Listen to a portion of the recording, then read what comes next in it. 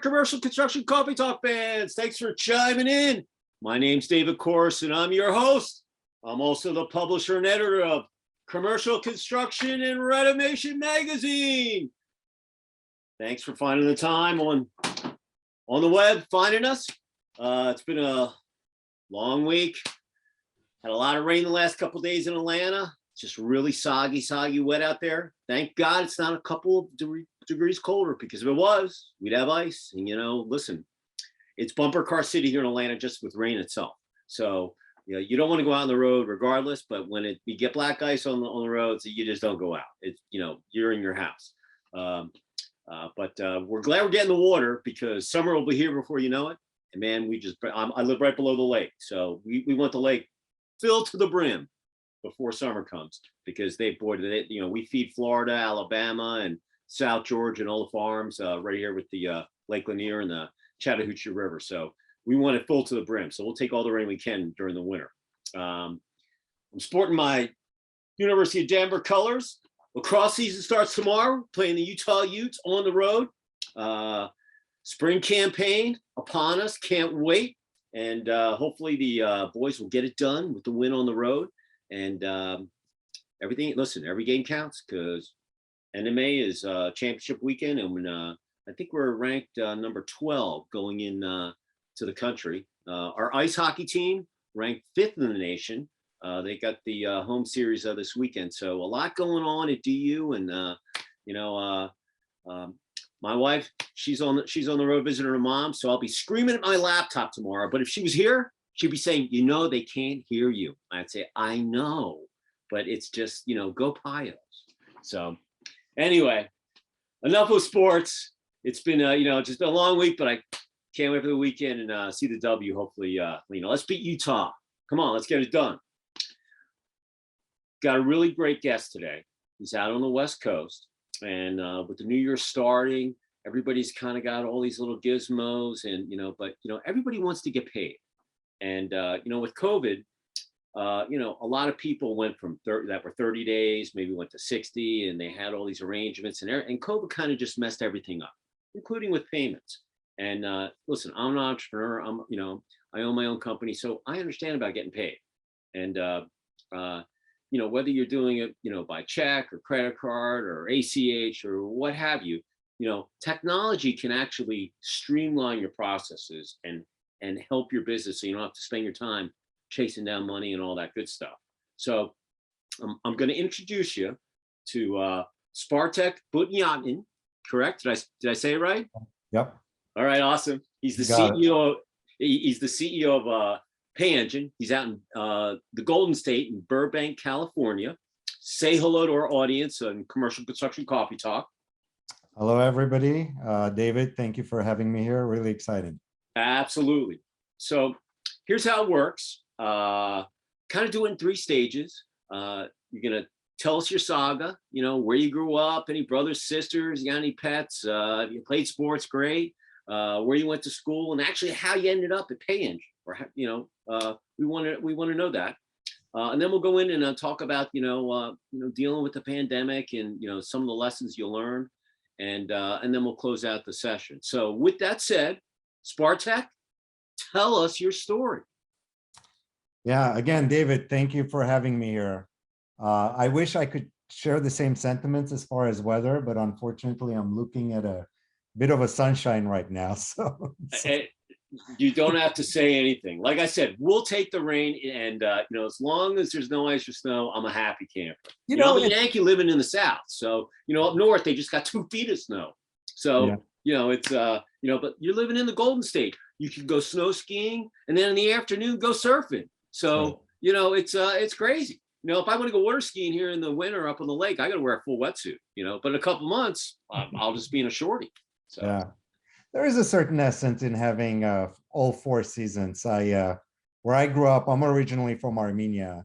My family immigrated here in early 90s, but my childhood was just having 4 seasons. So it was definitely nice to get out a certain morning and you see it snowing. And I have a toddler now who's just reached 1 year old. So he runs around the house thinking he's the king. Hey, it but goes fast. My son's now 22, and he still thinks he's the king, so 22 so it doesn't, so it knows doesn't, everything. I guess, yeah. And it feels like he is in the house, so. Yeah. But yeah, definitely, it has me reflect a lot on my own childhood. And one of the things I recall very vividly is just the four seasons, especially the snow season, the snow time. And that was exciting. So How much with, snow did you get in Armenia normally? probably a few inches. So it was, all full-fledged seasons. Mm-hmm. Yeah. Yeah, But we just had like 3 or 4 inches. It came down a couple weekends ago, and then it was there Monday, Tuesday, Wednesday. The sun came out and it went. So we only get so much snow. But down here, we don't even have snow plows. They have a couple.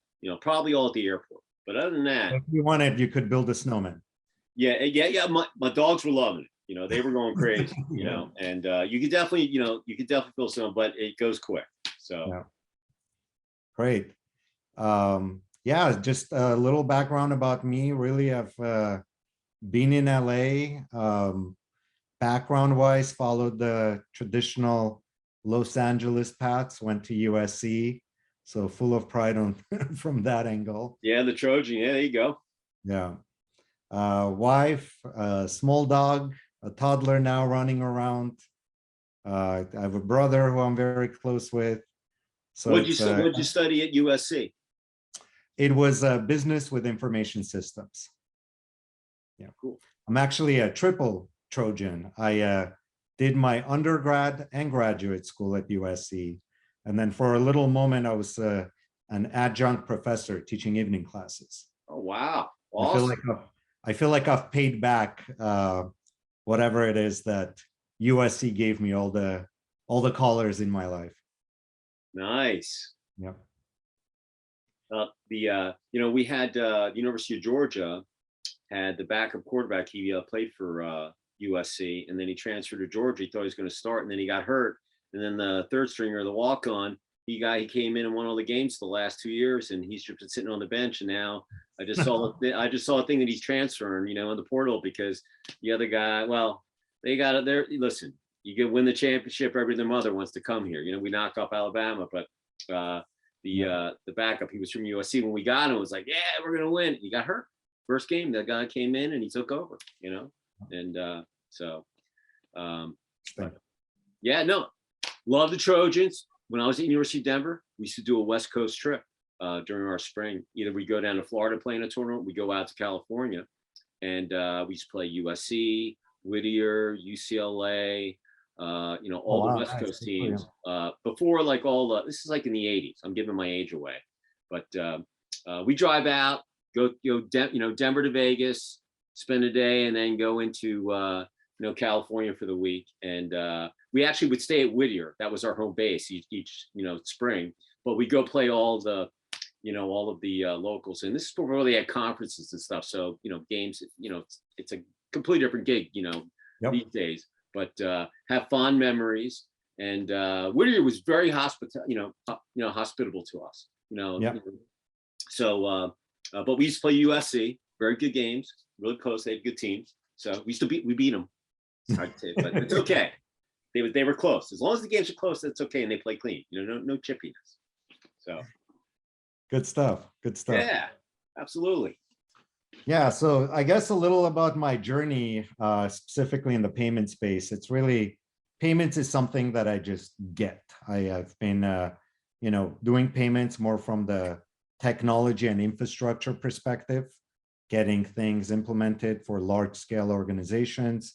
And really, I guess the most recent trend or path in my life originated back in 2016, 2017, when you had the rise of all these various vertical software vendors.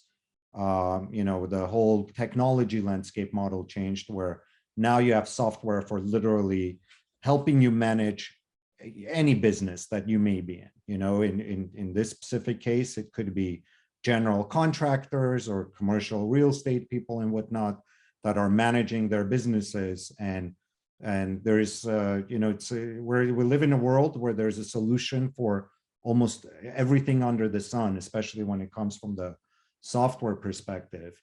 And that's really created this opportunity where now, you're in a position where you can get software that's very custom tailored to your specific business operation. It adds a lot of value and benefit to your running your business. I was fortunate enough to advise and get involved with a couple of enterprises that were setting their payments rails to offer, payment solutions also to their customers. Because when it's a vertical software vendor that's offering the solution, then they're able to more specifically optimize to your use cases versus you going directly with a payment processor like Stripe or Square or whatnot. And they help you also, in the spirit of kind of keeping within the umbrella of our discussion topic, they really help you guard the information better. So you're not just, taking payments processing over the phone, having people email you, filled out forms with their credit card information, whatnot. So we'll get into a lot of that, but that's been the track I've been on. I've helped a number of vertical software vendors implement their own payment solutions, and a lot of lessons learned into that really also translates onto a merchant level, what merchants can do to limit their own liability, and in some cases even eliminate it if inevitable fraudulent activities happen. I just changed my processor the last couple of weeks. At the end of the year, was getting my books finished, and my CPA came to me and said, "Dude, man, these credit cards, we take X amount of them. It's a line item on my budget. I've been around 20 years. I know I've taken it." And I looked at it, so I was looking at the bill. So this one guy kept reaching out to me. I get these emails every day. We can probably zero fees, blah blah. I don't believe in it. Who knows? But this one person, he was very proactive. So I had a conversation with him, and finally I said, "Okay, Roger, here I'm gonna white out some. I'll send you one of my things, and if you can cut this down, I'll give you a shot. Because I'm getting nickel and a dime from the merchant, and I've been with him for 15, 17 years, whatever it was. I'm very loyal. But when I'm looking at it, I was like, God, it's a lot of money. So he came back, cut him in half. And, so when I called the other processor, told him, hey, I'm blowing you off. They were trying to keep me. I said, look, you don't know. And they kind of were knocking him. I said, look, you don't even know who this person is. Yeah. Listen, I'm going to give him a shot. And if it doesn't work, I'm going to give you my 60-day notice. And if things don't work, I'll come back to you and you can repitch me. But you're still going to have to match with it. But he came in and cut it basically in half, And so, the first time, boom, money showed up and took it out. So I was looking at it myself. And one thing was really interesting he told me, because I don't, when I take a credit card, I don't charge the processing fees. I look at it as a cost. But he said, he goes, David, down the road, you're going to put that on top of your invoice because, in the, several years back, only maybe I forget the percentage, but it was low. Only a small percentage of people will charge you that 3% on top because they don't want to lose the money, the income, the revenue. But now he said it's almost up to 50%.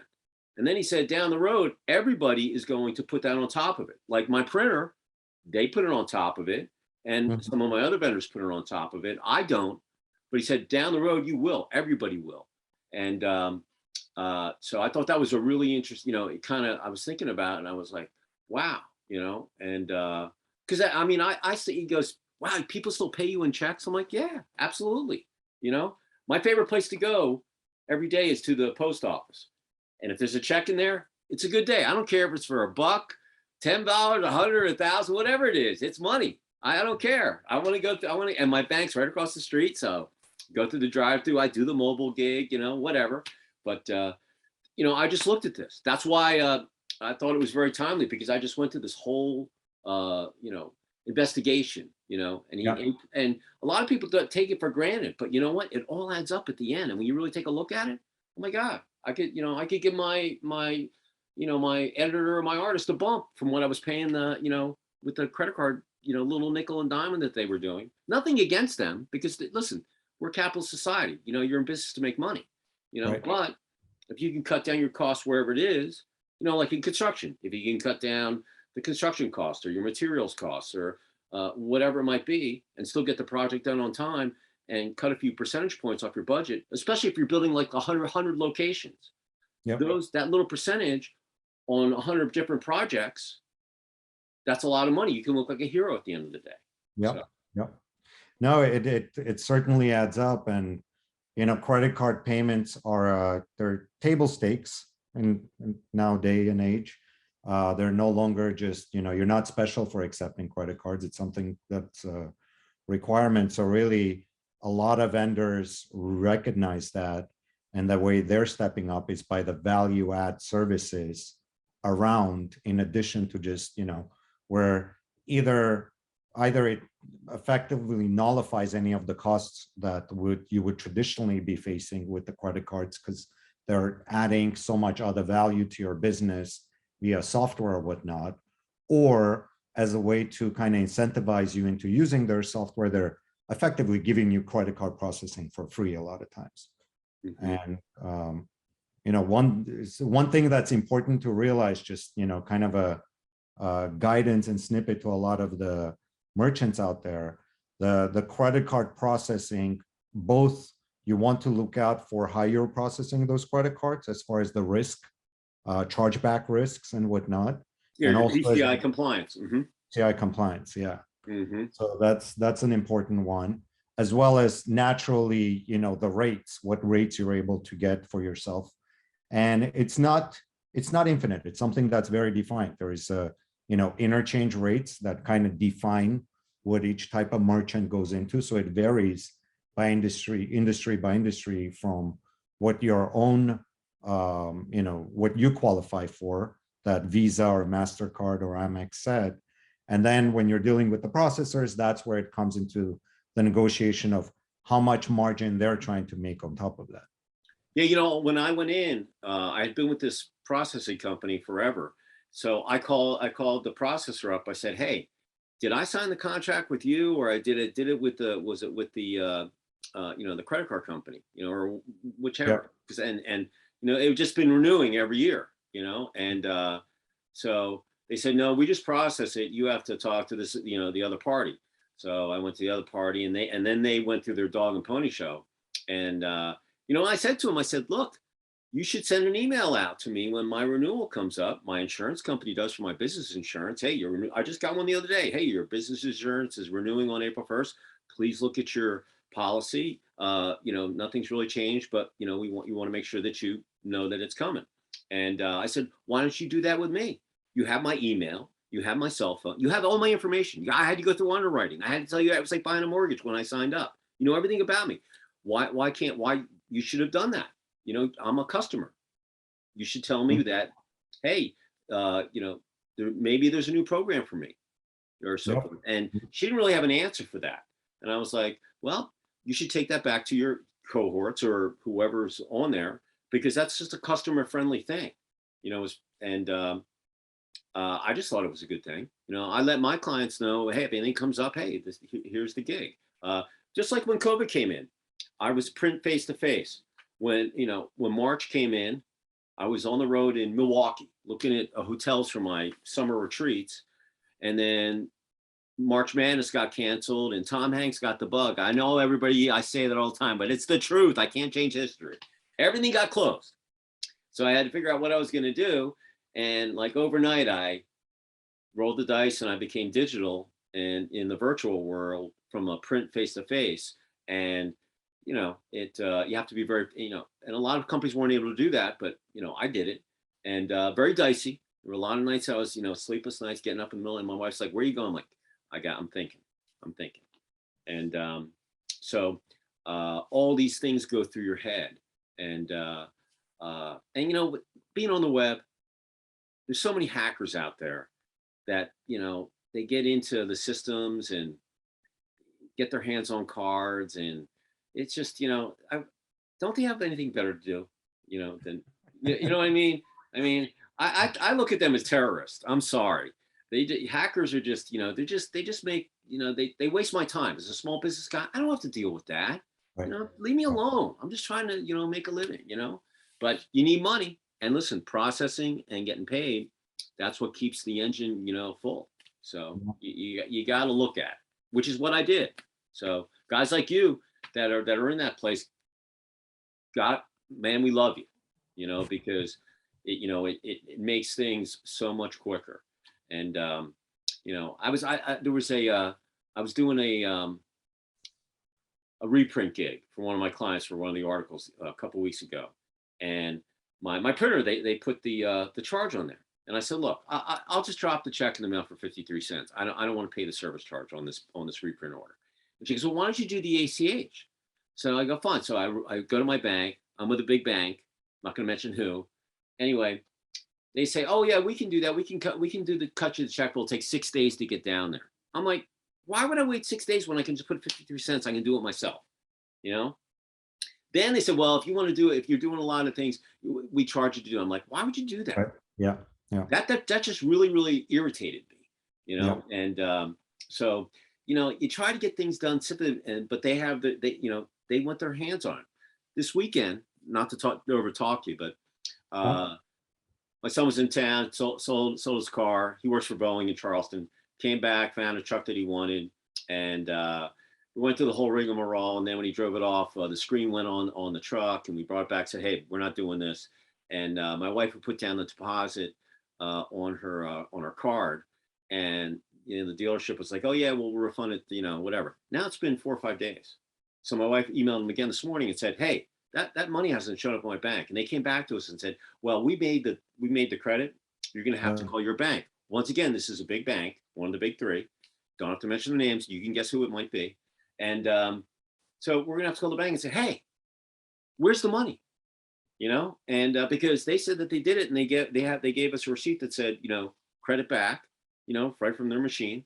And so the bank, they're sitting on trying to gain interest on whatever, and then they're gonna give the money.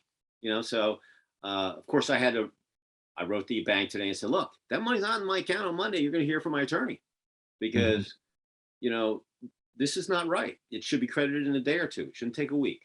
And little things like that. As a small business guy, if my clients say boo to me, I jump, because they're all gold to me. I don't want to lose any of them. Even if it was their mistake, I'm going to make it right. You know what? You sent us that ad with a typo in. I'm going to rerun that ad. Done. I'm not even going to think about it. Because I want to treat them like gold. Regardless if it's my problem or not. And so talking about the pandemic, you're in the payment world. When everything got shut down, how did that affect payments in general? With we're in construction, so you've got the end user who's got to pay the contractor if it's it's construction, and then he's got to pay his subs, and they all have their terms and so forth. And the biggest thing that I got from a lot of my clients when the pandemic hit was, well, I was at 30 days, now I'm at 60 or 90. And no one wanted to pick up the phone, because they're like, hey, are your projects, are we going to finish the project? Am I going to get paid for it? And all these guys, they want to pick up the phone because they want to give them the bad news. And so how did that, did it streamline things with maybe new products or services, in that financial payment gig, or how did that all go? Yeah, that's a great question. The impact, obviously, of the pandemic was on all layers of the organization, from just ourselves with the employees. We now had to operate remotely. Truthfully, software engineers love that. They just wake up and we get in front of their computers just straight out of bed without changing or anything. So for some, the impact was great. For others, it was just, at some point, it took a toll on them, especially if they're used to just kind of delineating between work and home time. Everything blurs now. So interesting stuff. Like, it forced us to just be more of this, embrace more of the digital world. Whereas before that, we valued a lot the in-person meetings and whatnot. It really just kind of forced us into this new model, which it's working because we're a technology company. So I feel like it worked better for us. If anything, interestingly, it increased productivity on the work front. obviously at the cost of, everybody's now at home working all days, all hours of the day versus having a clean, it's 5, 6 p.m. So I'm going home, I'm not going to work.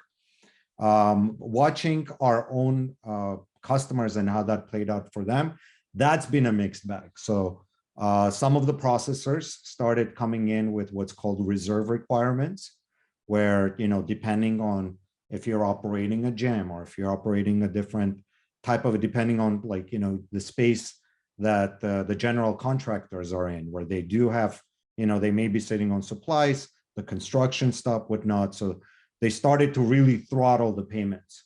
And one of the things we strategically do through our system, like you said, you're not locked into any one kind of payment processor that then takes control over your reserve requirements. They may say, David, this month it looks like your business is going to be risky, so we're going to hold 10% of your funds as reserve requirements to make sure you're always covered.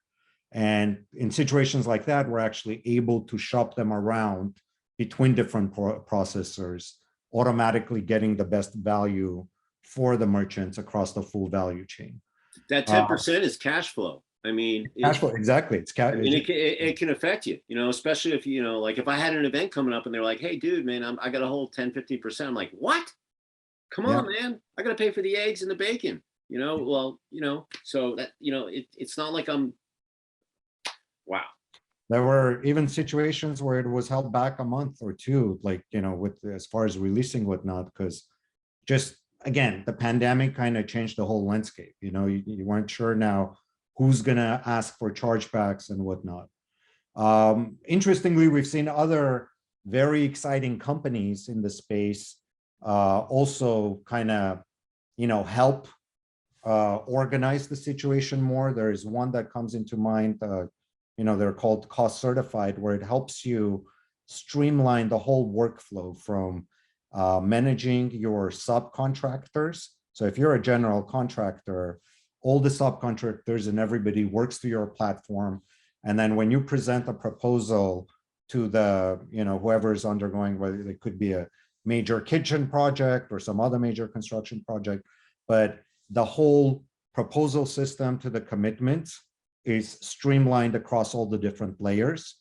So as soon as the payment is made, that's automatically channeled through the general contractor to their subcontractors with all their respective cuts and whatnot, eliminating a lot of the time frame lag that you just mentioned, where now the bank in between is, you don't know what nefarious thing they're trying to do by gaining interest on the money by holding it an extra day or two. So that whole process, and it's really, unfortunately, that's the state of this industry. It's just so old that there is a lot of new players and there's a lot more old players. So it's just a lot of noise to kind of swift through and to try to figure that out. You know what the crazy thing, when I was with the bank forever, and when I started my company, I was with them before, and they got bought out, and a lot of these bank mergers came in. So where I live, I was left with, maybe 4 or 5 of the majors. That's all, or there were a couple credit unions that were around. And when 2008, when the crash happened, I was definitely against the bailouts because, the hedge fund guys, and the real estate guy, I mean, listen, that was a whole ball of wax of people just, there was some crookedness going on, and, I didn't like the bailouts. So when my bank got sold by another bank, which I didn't like, I'm not gonna mention any names. Anyway, I said, I am not banking there. I'm going across the street to this little regional bank. So I looked up and I found out that this little regional bank took $136 million from the bailout after I'd opened my account. I do a lot of research. I do my research. So anyway, I was like, darn, I really like everybody in there. So I went in there. I said, Willie, dude, you guys took $136 million from the federal government in the bailout. I thought you guys were solid and liquid. He goes, David, man, they made us take that money. If they had said, you have to take the money, even if you didn't want to take it, they made you take the money. And so then they got bought out by one of the big ones. So now I'm left with only a couple of banks They're all the big ones, and a couple of local credit unions. There's one regional bank that's still here down here, but I loved my setup because the post office was right next to the bank where I was at. I had, and the Starbucks was right there. So my wife would go down there. She'd hit the Starbucks. She had her little crew that she's an interior designer. So she would meet clients down there or her subs, and they would have coffee or whatever. Every day she'd hit my PO box, and then she'd go through the drive-through and hit the bank or bring it back. And we do whatever, but that was the gig. So I liked having it there, and, but then when they got bought out, it was one of those things. And listen, I went through the dot-com burst in 01.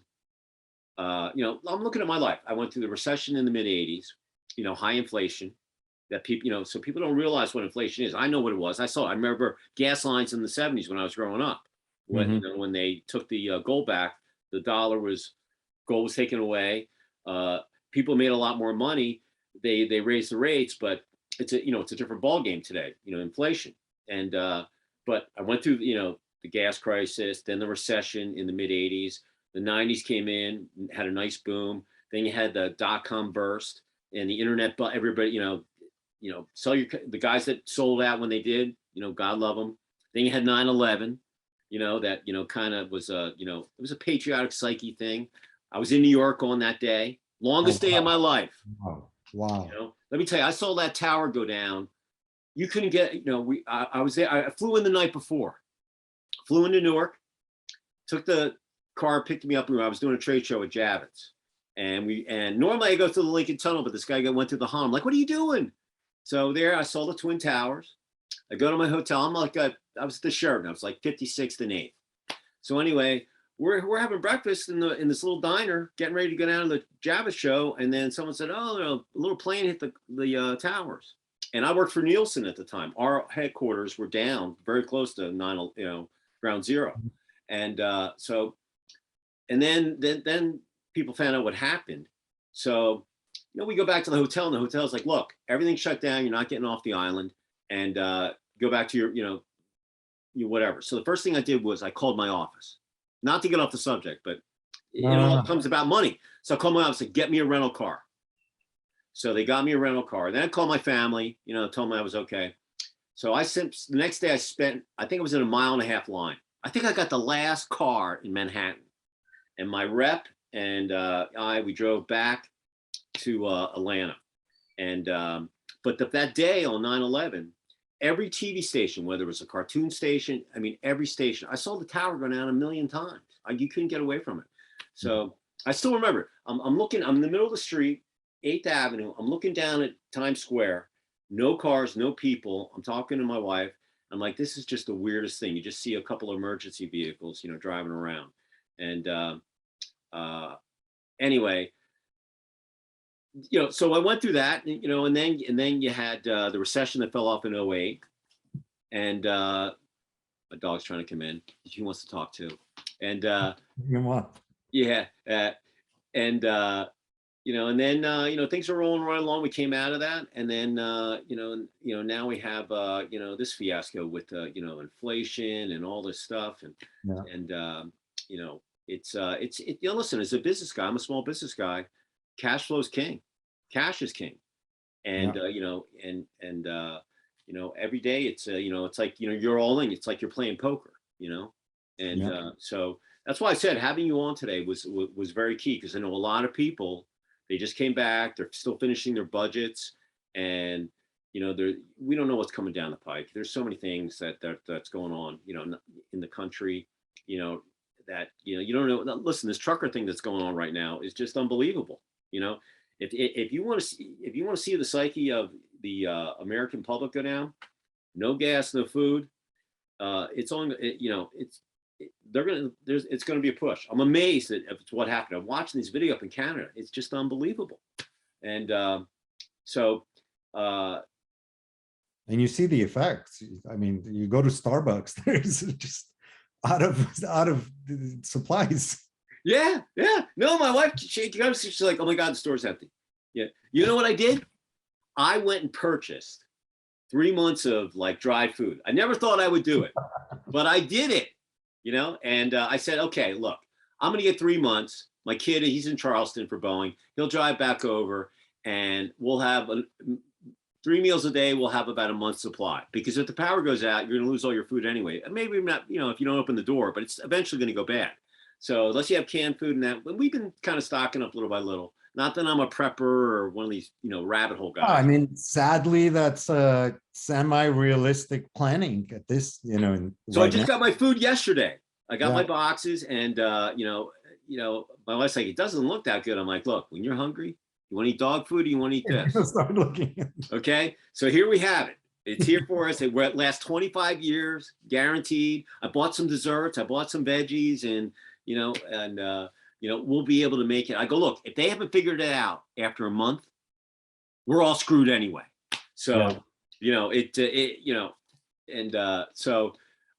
but it was just one of those things. Just like a bit, I'm looking. I'm like, I'm gonna order this stuff, and it's not going to break my budget. But you know what? It was an investment.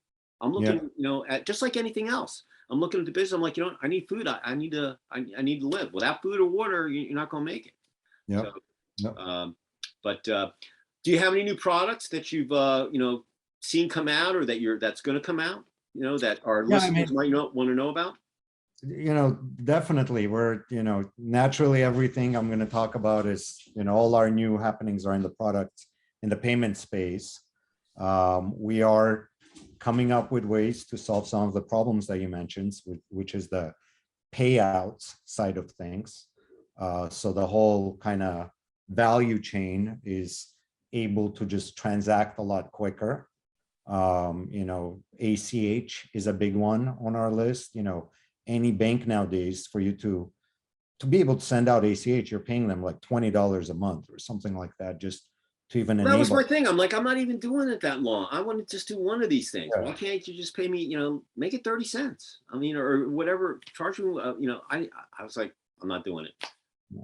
So it's really, through a lot of our partners, we're able to just target very specific industries. In this case, it would be, let's say, general contractors, whatnot, where we're just able to shop for better banking deals, for better processing rates, whatnot.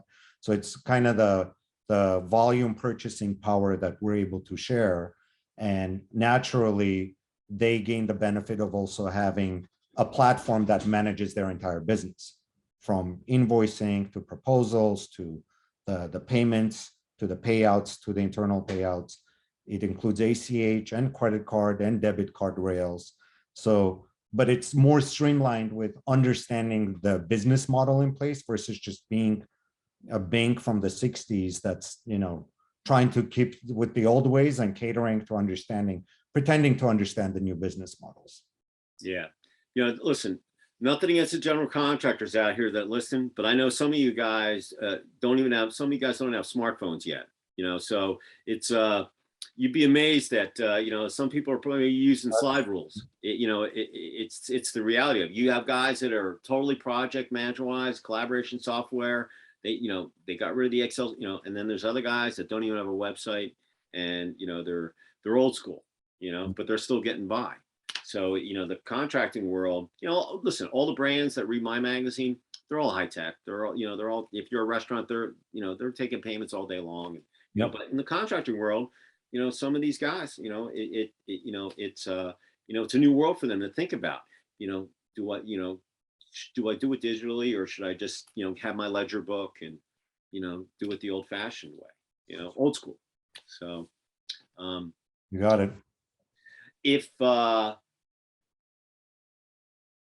talking about moving forward, if there was one phrase or thought that you'd want to leave with our, listeners out there, our commercial construction coffee talk, what would it be as we go into the end of the Q1 of 2022 and moving forward through the year?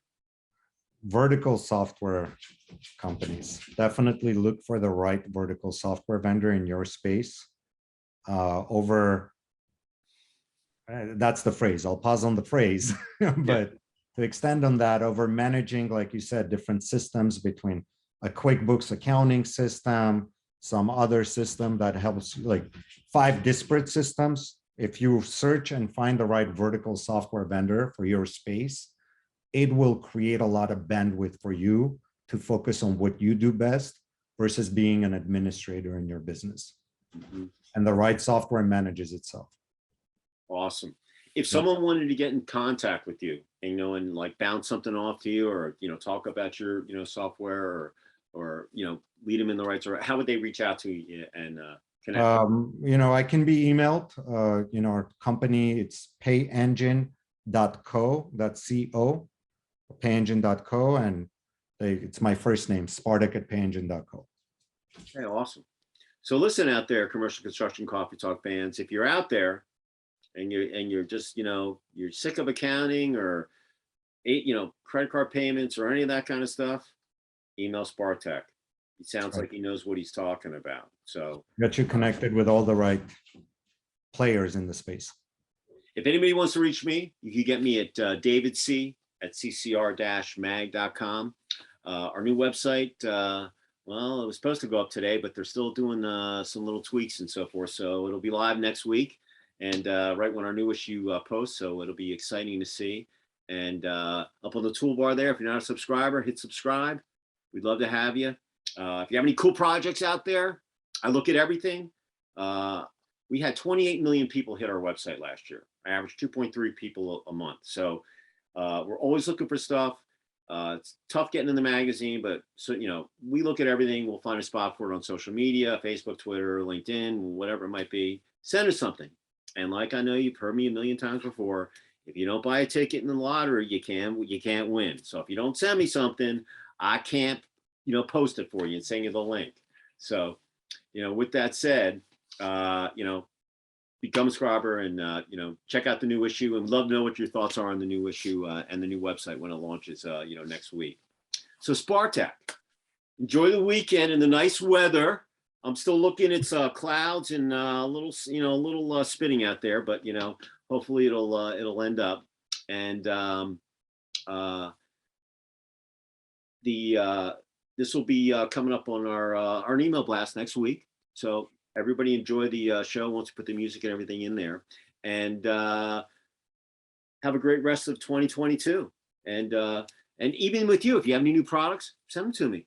I'll send you the link, and we'll go from there. And listen, enjoy the time, because I can remember when my son was 1 year old, and then he was 6, 7. Now he's 22. It goes quick. So enjoy your time. I'm really trying. Are you going to have any more kids, or is this it? Yeah, for sure. Yeah, listen, I have one. I got 5 dogs. I have one. I give anybody credit that's got more than one child. I did one child. I'm like, oh my God, that's plenty for me. And I do the dog thing. But I can't imagine spreading it out too far. So you got to stay in diapers if you're going to do it, because once you get out of the diapers, you don't want to go back in. And my wife's like, we should have had more kids. I'm like, look, when diapers were over, I wasn't going back. We had to do it before then. Right. So anyway, enjoy the weekend. Say goodbye to our fans out there in Commercial Construction Coffee Talk from Burbank, California. Goodbye, everybody. Have a great weekend or a week when you're listening to this already. Yeah. And I'm going to sign off right below the Beaufort Dam in Sugar Hill, Georgia, just north of the ATL. And we will see you next time on another session of Commercial Construction Coffee Talk. Everybody, have a great rest of the year. All right. Spartak, I hope to see you soon in person. All right. Thank you, David. Likewise. See ya. Bye-bye.